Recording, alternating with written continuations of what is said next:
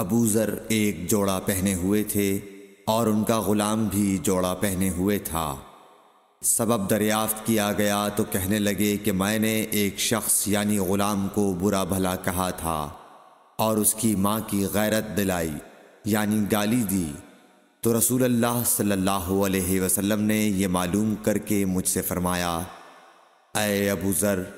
تو نے اسے ماں کے نام سے غیرت دلائی ہے، بے شک تجھ میں ابھی کچھ زمانہ جاہلیت کا اثر باقی ہے۔ یاد رکھو ماتحت لوگ تمہارے بھائی ہیں، اللہ نے اپنی کسی مصلحت کی بنا پر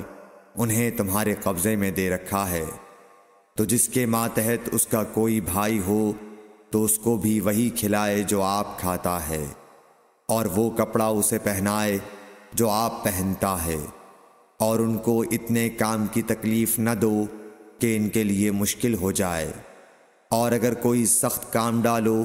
تو تم خود بھی ان کی مدد کرو۔ صحیح بخاری حدیث نمبر 31۔